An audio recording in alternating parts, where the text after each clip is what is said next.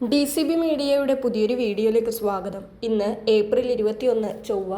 ഇന്നും തുടർന്നു വരുന്ന ദിവസങ്ങളിലും നിങ്ങൾ അറിഞ്ഞിരിക്കേണ്ട പ്രധാനപ്പെട്ട വാർത്താ അപ്ഡേറ്റുകളാണ് ഷെയർ ചെയ്യുന്നത്. ചാനൽ ആദ്യമായി കാണുന്നവർ സബ്സ്ക്രൈബ് ചെയ്യുക, വീഡിയോ ഇഷ്ടമായാൽ ലൈക്ക് ചെയ്യുക, ഫേസ്ബുക്കിൽ കാണുന്നവർ പേജ് ഫോളോ കൂടി ചെയ്യുക. ആദ്യത്തെ അറിയിപ്പ്, സംസ്ഥാനത്ത് ചൂടിന് ശമനമില്ല. ഈ മാസം 24-ാം തീയതി വരെ വിവിധ ജില്ലകളിൽ ഉയർന്ന താപനില മുന്നറിയിപ്പുണ്ട്. പാലക്കാട് ജില്ലയിൽ 40 ഡിഗ്രി സെൽഷ്യസ് വരെയും, കൊല്ലം ജില്ലയിൽ 39 ഡിഗ്രി സെൽഷ്യസ് വരെയും, ആലപ്പുഴ, പത്തനംതിട്ട, കോട്ടയം, എറണാകുളം, തൃശൂർ, മലപ്പുറം, കോഴിക്കോട്, കണ്ണൂർ, കാസർഗോഡ് ജില്ലകളിൽ 37 ഡിഗ്രി സെൽഷ്യസ് വരെയും, തിരുവനന്തപുരം ജില്ലയിൽ 36 ഡിഗ്രി സെൽഷ്യസ് വരെയും ചൂട് ഉയരാൻ സാധ്യതയെന്ന് കേന്ദ്ര കാലാവസ്ഥാ വകുപ്പ് അറിയിച്ചിരിക്കുകയാണ്.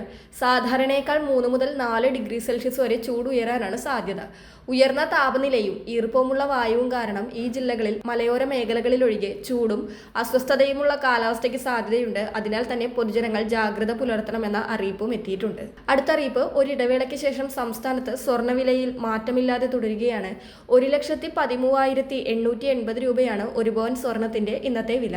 1 ഗ്രാം സ്വർണത്തിന് 14,235 രൂപ നൽകണം. പണിക്കൂലിയും നികുതിയും കൂടി ചേർക്കുമ്പോൾ വില ഇനിയും ഉയരും. അടുത്ത അറിയിപ്പ്, ദേശീയ പാതകളിലൂടെ അമിതഭാരം കയറ്റി സഞ്ചരിക്കുന്ന വാഹനങ്ങൾക്കെതിരെ കർശന നടപടികളുമായി അധികൃതർ രംഗത്തെത്തിയിരിക്കുകയാണ്.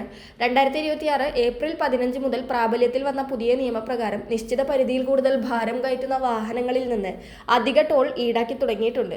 അനുവദനീയമായ ഭാരത്തേക്കാൾ 10% മുതൽ 40% വരെ കൂടുതൽ ഭാരം വഹിക്കുന്ന വാഹനങ്ങൾ ടോൾ നിരക്കിന്റെ ഇരട്ടി തുക പിഴയായി നൽകേണ്ടി വരും. എന്നാൽ അധിക ഭാരം 40% മുകളിലാണെങ്കിൽ ടോൾ നിരക്കിന്റെ 4 ഇരട്ടി തുകയാണ് പിഴയായി ഈടാക്കുക.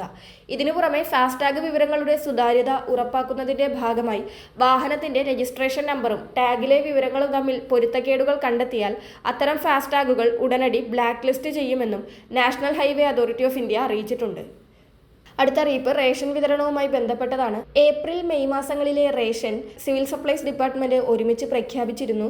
അതിന്റെ അടിസ്ഥാനത്തിൽ ഏപ്രിൽ 4 മുതൽ ഏപ്രിൽ മെയ് മാസങ്ങളിലെ റേഷന്റെ ഒരുമിച്ചുള്ള വിതരണം സംസ്ഥാനത്ത് ആരംഭിച്ചിരുന്നു. ഏപ്രിൽ 4 മുതൽ ഏപ്രിൽ 30 വരെ ഏപ്രിൽ മാസത്തെ റേഷനും അതോടൊപ്പം തന്നെ ഏപ്രിൽ 4 മുതൽ മെയ് 30 വരെ മെയ് മാസത്തെ റേഷനും ഗുണഭോക്താക്കൾക്ക് ഒരുമിച്ച് വാങ്ങാവുന്നതാണ്. എന്നാൽ 2 മാസത്തെ റേഷനും ഒരുമിച്ച് വാങ്ങാനിരിക്കുന്നവർ ശ്രദ്ധിക്കേണ്ട കാര്യമുണ്ട്. ഏപ്രിൽ മാസത്തെ റേഷൻ ഏപ്രിൽ 30 വരെയാണുള്ളത്. അതിനാൽ ഏപ്രിൽ മാസത്തെ റേഷനും മെയ് മാസത്തെ റേഷനും മെയ് മാസത്തിൽ വാങ്ങാമെന്ന് വിചാരിച്ചാൽ അത് നടക്കില്ല. ഏപ്രിൽ 30-ന് ശേഷം ഏപ്രിൽ മാസത്തെ റേഷൻ വിതരണം സംസ്ഥാനത്ത് അവസാനിക്കുന്നതാണ്. മെയ് മാസത്തെ റേഷൻ തുടർന്നും മെയ് 30 വരെ വാങ്ങാവുന്നതാണ്.